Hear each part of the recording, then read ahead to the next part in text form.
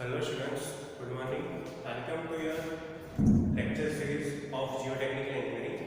In the previous session, we have discussed about the same topic, examples of consolidation. There are very different sums in this chapter. तो हम one by one कोई भी methods का एक सम जो है वो लेते हैं ताकि आपको समझ में आ जाए पूरे सम्स और एग्जाम में आपके मार्क जो है एग्जाम्पल में ना कटे। ओके, तो जीडी सब्जेक्ट में मैंने जैसे पहले ही बताया था कि एग्जाम्पल है एक बहुत इन द सेंस 50% पार्ट जो है वो एग्जाम्पल से कवर होता है। थियरी भी आती है उतनी, लेकिन एग्जाम्पल से वो ज़्यादा प्रिपेयर करने पड़ते हैं। तो एग्जाम्पल के लिए आपको प्रिपेयर होने के लिए मैं सारी मेथड्स का एक एक एग्जाम्पल आपको करवाता हूँ। तो इस टाइम जो एग्जाम्पल की मैंने समरी लिखी है वो कुछ इस तरह से है। देखो, समरी है जो आपको 3-4 बार रीड करनी है। अगर आप 3 और 4 टाइम्स रीड करोगे तो ही आपको पता चलेगा कि समरी में क्या दिया हुआ है। तो यहाँ पे दिया हुआ है a clay layer 8 meter thick is subjected to a pressure of 70 kN/m²। यानी क्ले लेयर जो है उसकी थिकनेस यानी कि हमें h दी हुई है तो उसके ऊपर से जो d है वो हमें मिल जाएगा। Is subjected to a pressure of 70 kN/m²। उसके ऊपर जो इनिशियल प्रेशर आता है वो 70 kN/m² जितना आता है। Okay, clay layer 8 metre thick is subjected to a pressure of 70 kN/m²। If the layer has double drainage, देखो ये बहुत ही इंपॉर्टेंट वर्ड है डबल ड्रेनेज, यानी हमारी जो सॉइल की कंडीशन है वो डबल ड्रेनेज की कंडीशन है। डबल ड्रेनेज की कंडीशन में आपका डी क्या हो जाएगा, थिकनेस डिवाइड बाय 2 हो जाएगा, यानी आपका डी हो जाएगा h/2। h में दिया हुआ है 8, तो 8 डिवाइड बाय 2 4 मीटर। ओके, क्योंकि डबल ड्रेनेज कंडीशन है इसलिए। If the layer has a double drainage and undergoes 50% consolidation in 1 year। Okay, double drainage की कंडीशन है और 50% कंसोलिडेशन जो है वो 1 ईयर में होता है। Okay, in 1 year with time factor TV is equal to 0.196। हमें टीवी की वैल्यू ऑलरेडी यहाँ पे दी हुई है, TV is equal to 0.196 in 1 year. Determine the coefficient of consolidation. देखिए, आपको एक ये चीज जो है वो फाइंड करनी है, coefficient of consolidation। if the coefficient of permeability is 0.04 metre per year, यानी कि k की वैल्यू, coefficient of permeability यानी k वैल्यू, तो k की वैल्यू आपको दी हुई है 0.04 metre per year. Determine the settlement in 1 year. हमें क्या दूसरा फाइंड करना है, settlement in 1 year. Okay, gamma w की वैल्यू 9.81 kN/m²। अगर गामा w की वैल्यू आपको नहीं भी दी हुई है एग्जाम्पल में तो हमें एज्यूम कर लेंगे 9.81 kN/m²। ओके, तो यहाँ पे हमें दो चीजें सबसे पहले फाइंड करनी है, एक जो है वो कोएफिशिएंट ऑफ कंसोलिडेशन और दूसरा जो है वो सेटलमेंट इन 1 ईयर यानी कि s। ओके, ये दोनों चीजें हमें फाइंड करनी है, लेकिन हम फर्स्ट टाइम से स्टार्ट करेंगे। हमारे पास d नहीं है तो हमें पहले d चाहिए होगा, तो d कहाँ से मिलेगा, मैंने बताया h/2, h मेरे पास है 8 मीटर डिवाइड बाय 2 तो 4 मीटर। यहाँ पे रीजन लिखना बहुत ही जरूरी है क्योंकि हमने डिवाइड बाय 2 किस लिए किया, ओके, डबल ड्रेनेज कंडीशन है इसलिए। ओके, तो d हमें मिल गया 4 मीटर। अब उसके बाद जो है हमें u दिया हुआ है 50%। ओके, 50% कंसोलिडेशन दिया हुआ है, यानी कि u की वैल्यू मेरे पास है 50%। ओके, फिर उसके बाद टीवी की वैल्यू भी हमें दी हुई है, टीवी इज इक्वल टू 0.196। ये टाइम फैक्टर है, फैक्टर का कोई यूनिट होता नहीं है। ओके, इसलिए टीवी इज इक्वल टू 0.196। तो इतनी डिटेल हमें दी हुई है। तो कोएफिशिएंट ऑफ कंसोलिडेशन यानी CV, तो CV का जो इक्वेशन है वो कुछ इस टाइप से है, coefficient of CV is equal to coefficient of consolidation यानी CV is equal to TV into d² divide by t, TV into d² divide by small d, जिसमें से TV टाइम फैक्टर 0.196 होगा, d यानी 4 metre का square होगा और time यानी कि हम अब क्या करेंगे, टाइम जो है वो यूनिट देखो लास्ट में जो हमें बताया है कि एक ईयर के लिए सेटलमेंट फाइंड करना है, वैसे ही यहाँ पे भी हमें 1 ईयर के लिए ही करना है, क्योंकि 1 ईयर के लिए पूरा डेटा हमें दिया हुआ है। तो time t is equal to होगा 1 ईयर। ओके, तो टीवी की वैल्यू हमारे पास है 0.196, डी स्क्वायर की वैल्यू है 4 का स्क्वायर, और t is equal to 1 year. Okay, ये सबका कैलकुलेशन में मल्टीप्लिकेशन करोगे तो उसका आंसर कुछ आएगा 3.136 metre square per year. 3.136 metre square per year. Okay, ये आपका कोएफिशिएंट ऑफ कंसोलिडेशन हो गया, लेकिन कितने टाइम के लिए? 1 ईयर के लिए। ओके, तो coefficient of consolidation per year 3.136 metre square per year. अब कोएफिशिएंट ऑफ परमीबिलिटी यानी k का इक्वेशन है मेरे पास, कौन सा है? mv into cv, mv into cv into gamma w। Okay, अब मेरे पास गामा w है, cv है, लेकिन mv नहीं है। Okay, coefficient of permeability find करने के लिए कोएफिशिएंट ऑफ वॉल्यूम चेंज होना जरूरी है। तो mv का इक्वेशन है मेरे पास, और k जो है हमें पहले से दिया हुआ है, तो कोएफिशिएंट ऑफ परमीबिलिटी दिया हुआ है 0.04। ओनली क्या नहीं है मेरे पास? सेटलमेंट इन 1 ईयर जो है मुझे फाइंड करना है। तो यहाँ से k है, cv है, गामा w है, तो mv मिल जाएगा मुझे। Okay, therefore mv is equal to k upon cv into gamma w। k मेरे पास है 0.04, cv की वैल्यू आ गई 3.136, गामा की वैल्यू है 9.81। ओके, 0.04 अपॉन 3.136 इनटू 9.81, तो इतना करेंगे तो मुझे आंसर मिलेगा 1.3 into 10⁻³ 1.3 into 10⁻³।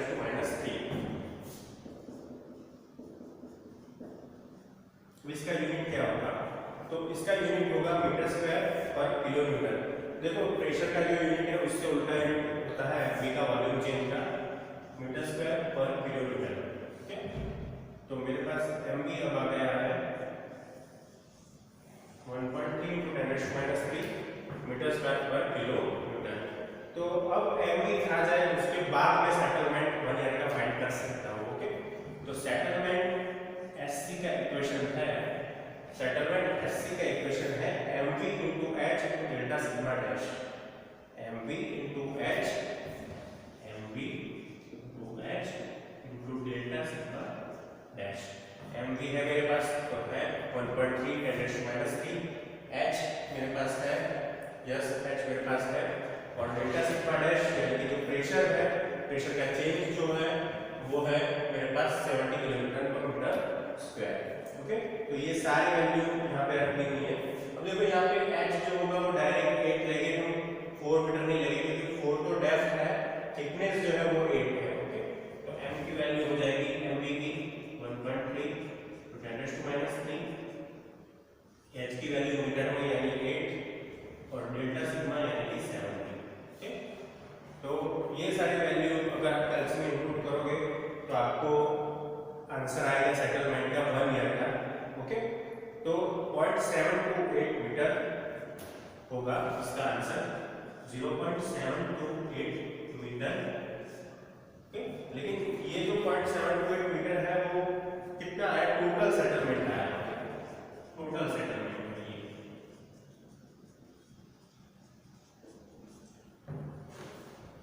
0.728 मीटर। अब ये मीटर यूनिट कैसे है आपको पता चल गया होगा। देखो यहाँ यूनिट है मीटर स्क्वायर पर किलोमीटर, उससे मीटर से मल्टीप्लाई करोगे तो मीटर क्यूब पर किलोमीटर हो जाएगा, लेकिन ये जो है वो है किलोमीटर पर मीटर स्क्वायर, यानी किलोमीटर किलोमीटर कट हो जाएगा, मीटर स्क्वायर कट हो जाएगा, और बाकी रहेगा 1 मीटर। तो ओनली जो सिंगल मीटर है वो यहाँ पे आएगा, सेटलमेंट का यूनिट 0.728 मीटर जितना सेटलमेंट होगा, टोटल सेटलमेंट होगा। ओके, हमारी कंडीशन के हिसाब से।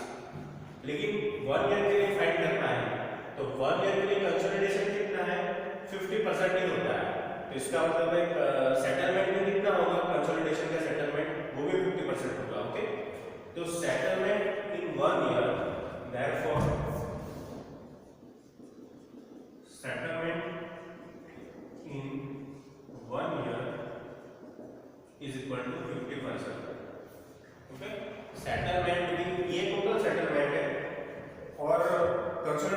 50% हो रहा है तो सीधी बात है उसका सेटलमेंट कंसोलिडेशन का 50% ही होगा, तो 50% of total settlement, 50% of total settlement, इसका मतलब 0.728, उसका 50% यानी डायरेक्टली हम उसका हाफ भी कर सकते हैं और 50% लेके भी कर सकते हैं, दोनों कर सकते हैं। डायरेक्ट हाफ करोगे तो इसका आंसर कुछ आएगा 0.36 के अराउंड आएगा, 0.364 यानी 0.364 मीटर। ओके, 0.364 मीटर आएगा settlement in 1 year.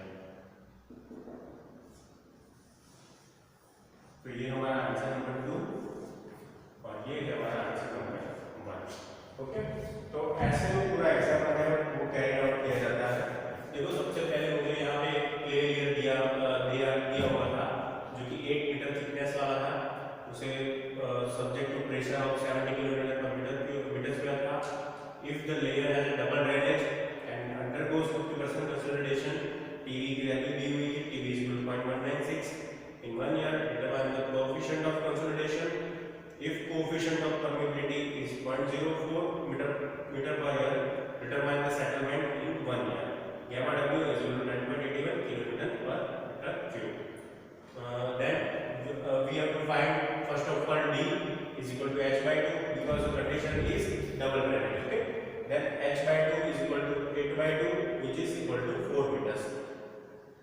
Then U is equal to 50%, TV is equal to 0.196 given, CV is equal to TV into D square divided by T, TV की वैल्यू है हमारे पास 0.196, D की value यानी 4 का square और 1 year. ये मैंने 1 क्यों लिखा क्योंकि हम पूरे एग्जाम्पल में 1 ईयर के लिए ही कैलकुलेशन कर रहे हैं। ओके, तो 3.136 metre square per year, K का equation MV into CV into gamma W, MB का इक्वेशन बन जाएगा, उससे MB मिल जाएगा, MB का यूनिट होगा मीटर स्क्वायर पर किलोमीटर। ये MB उसे कोएफिशिएंट ऑफ वॉल्यूम चेंज बोलते हैं। ओके, फिर सेटलमेंट कंसोलिडेशन सेटलमेंट जो है उसका इक्वेशन है MB into H into delta sigma dash. देखो वैसे SC के बहुत सारे इक्वेशन हैं लेकिन हमारे पास MB है और H है तो हम ये इक्वेशन का यूज करते हैं। ओके, 1.3 into 10⁻³ 8 into 70 यानी कि टोटल सेटलमेंट मिल गया। अब हमें पता है कि कंसोलिडेशन 50% हो रहा है, इसका मतलब क्या हुआ कि जो हमारा मतलब कंसोलिडेशन होगा 1 ईयर के बाद भी सेटलमेंट वो भी 50% होगा, तो हमने इसे डिवाइड बाय 2 कर दिया तो हमें फाइनल कंसोलिडेशन 1 ईयर का मिल गया 0.364 मीटर। ओके, तो कंसोलिडेशन सेटलमेंट यानी कि SC in 1 year is equal to 0.364 metre. Answer 1 and 2 are the required answers for the sum. Okay, तो ऐसे जो है पूरा सिस्टमैटिकली मतलब एग्जांपल जो है वो कैरी आउट किया जाता है कंसोलिडेशन का। ओके, तो एक ये एग्जांपल था।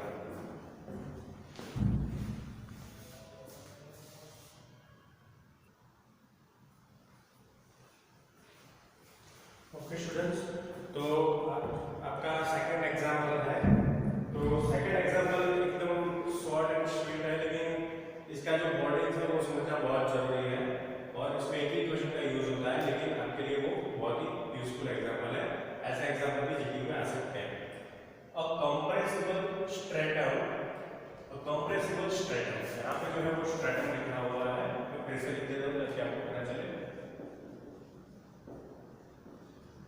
A compressible stratum is 6 meter thick and its void ratio is 1.70. Okay, thickness दी हुई है हमें फर्स्टली 6 मीटर थिक, उसका void ratio दिया हुआ है 1.7 जो कि compressible stratum है। If the final void ratio after the construction of building is expected to be 1.61। Okay, final void ratio जो है यानी कि वो इनिशियल वॉइड रेशियो हुआ E0 1.70 and after building construction जो सॉइल का मतलब वॉइड रेशियो होगा वो हम एक्सपेक्ट करते हैं कि 1.61 होगा। Okay, what will be the probable ultimate settlement of the building, probable ultimate settlement of building हमें यहाँ पे फाइंड करना है। ओके, अगर ऐसा एग्जांपल आ गया तो वो आपको हार्ड दिख सकता है by the means of summary. Okay, summary पे से आपको लगेगा कि ये बहुत ही हार्ड एग्जाम्पल है, हमको नहीं आएगा, लेकिन ये बहुत ही इजी एग्जाम्पल है। देखते हैं कैसे इजी है। सबसे पहले हम जो डेटा दिया हुआ है वो लिख लेंगे। इनिशियल वर्ड रेशियो है 1.70, फाइनल वर्ड रेशियो है ईएफ बोलते हैं उसे, वो है 1.61। ओके, इनिशियल और फाइनल वर्ड रेशियो में दिए हुए हैं। h is equal to 6 metre दिया हुआ है, h is equal to 6 metre. Okay, तीन न्यूमेरिकल डिटेल्स हमें दी हुई है। ओके, तो हमें क्या करना है, प्रोबेबल सेटलमेंट फाइंड करना है कि प्रोबेबल सेटलमेंट क्या है। अब ये प्रोबेबल सेटलमेंट क्या होता है, तो आपने अगर पीछे लेक्चर्स देखे होंगे तो आपके पास एक फॉर्मूला होगा डेल्टा एच अपॉन एच का। तो delta H upon H is equal to delta E upon 1 plus E zero, delta E upon 1 plus E zero. तो ये इक्वेशन में से डेल्टा एच जो है वो है हमारा probable ultimate settlement. Okay, delta H. तो अब नाउ यू कैन सी कि ये इक्वेशन में हमारे पास h है, डेल्टा ई मिल जाएगा हमें e0 माइनस ef करके, e0 है, एकदम सिंपल है, आपको खाली डेल्टा h ही इसमें फाइंड करना है। ओके, तो ऐसे एग्जांपल्स जो होते हैं वो एक ही इक्वेशन से सॉल्व होते हैं, लेकिन वो रिलेशन हमें नहीं पता इसलिए हम ये एग्जांपल छोड़ के आते हैं एग्जाम में। ओके, और आपके 3 4 5 जो भी मार्क्स हो ये एग्जांपल पे वो वेस्ट हो जाते हैं। तो सबसे पहले डेल्टा h जो है वो वैसे का वैसा रखना है। h की वैल्यू मुझे दी गई है 6 मीटर, तो वो मैं लिख देता हूँ 6 metre which is equal to delta E. अब डेल्टा ई जो है वो क्या होगा, तो इनिशियल माइनस फाइनल होगा, तो 1.70 माइनस 1.61 डिवाइड बाय 1 प्लस 1.70, यानी कि इनिशियल जो वर्ड रेशियो है 1.70। ओके, इतना आपका होगा। तो अब ये डेल्टा एच जो है वो इक्वेशन का मतलब मेन हो जाएगा, फिर 6 यहाँ पे मल्टीप्लाई हो जाएगा। यहाँ पे जो रिलेशन होगा वो कैल्सी में आपको करना है। देखो कैल्सी में करने में बहुत ध्यान रखना है, पहले ये जो पूरा ब्रैकेट है उसका कर लेना है, फिर उसे मल्टीप्लाई बाय 6 करना है। ओके, 1.70 माइनस 1.61 जो आंसर है वो यहाँ पे रखना है, और नीचे का आंसर होगा 1 प्लस 1.70 यानी कि 2.70। ये दोनों का रेशियो लेके लास्ट में मल्टीप्लाई करना है बाय 6 से। ओके, मैं ऐसे स्टेप्स आपको बता रहा हूँ कैल्सी के, क्योंकि कई बार क्या होता है कि कुछ स्टूडेंट्स जो है उसे कैल्सी यूज करना आता हो तो भी वो यहाँ पे कैलकुलेशन में स्टेप्स पे मिस्टेक्स करते हैं, और जो पूरा मतलब एग्जांपल जो सही जा रहा होता है वो लास्ट पे आंसर पे आके ही वो रॉन्ग हो जाता है। ओके, तो इसीलिए मैं ये स्टेप्स आपको हर एक एग्जाम्पल में बताता हूँ ताकि आपको पता चले। तो पहले 1.70 माइनस 1.61 करना है, डिवाइड बाय 2.70 करना है, उसे मल्टीप्लाई बाय लास्ट में 6 करना है। ओके, तो डेल्टा एच का जो फाइनल आंसर होगा वो आ जाएगा 0.20 metre. Delta H is equal to 0.20 metre. और जितने भी न्यूमेरिकल मैंने यहाँ पे बोर्ड पे ऐसे करवाए हैं वो एक बार आप कैल्सी में चेक ऑलवेज कर लेना, क्योंकि ऑन बोर्ड में कैल्सी आपको यहाँ पे दिखा नहीं सकता, लेकिन आप वहाँ पे यूज कर सकते हो। तो कैल्सी से क्या आपको पता चल जाएगा कि आंसर जो है वो कैसे आ रहा है, और अगर कोई आंसर में प्रिंटिंग मिस्टेक है तो भी आप इजीली डिटेक्ट कर सकते हो। ओके, तो ऐसा ही एग्जांपल था delta H upon H is equal to delta E upon 1 plus E zero. ये सिंपल रिलेशन का यूज करना था। डेल्टा ई हमें मिल जाएगा e0 माइनस ef करके। Okay, 1 plus e0 1 plus 1.17, h हमें दिया हुआ 6 मीटर, और जो डेल्टा h है वही हमारा प्रोबेबल अल्टीमेट सेटलमेंट है। ओके, देखो ये probable ultimate settlement delta h और सेटलमेंट कंसोलिडेशन सेटलमेंट वो दोनों अलग चीज है। ओके, वो ऐसे हुआ और ये प्रोबेबल अल्टीमेट सेटलमेंट यानी डेल्टा h हुआ। ओके, तो ये मिस्टेक मत कर लेना कि एससी का इक्वेशन रखो, एससी का इक्वेशन रखोगे तो उसमें तो एमवी या दूसरी की क्वांटिटी की आपको जरूरत पड़ेगी, तो वो आप नहीं फाइंड कर पाओगे। ओके, तो delta h is equal to 0.20 metre. Okay students, तो ये जो सारे एग्जांपल्स थे आपके उनके कवर हो चुके हैं, और फिर भी अगर कोई भी डाउट हो तो you can ask me directly personally. Okay, तो आपके लिए यूनिट के सारे एग्जाम्पल यहाँ पे खत्म होते हैं। नेक्स्ट लेक्चर में हम नए टॉपिक के साथ मिलेंगे, नए चैप्टर के साथ मिलेंगे। तो जो स्टूडेंट नए ऐड हुए हैं वो भी ये पूरे लेक्चर्स देख लें एक बार, तो वो नए यूनिट के लिए प्रिपेयर हो सके। Okay students, thank you for watching, keep watching for updating videos of geotechnical engineering. Thank you.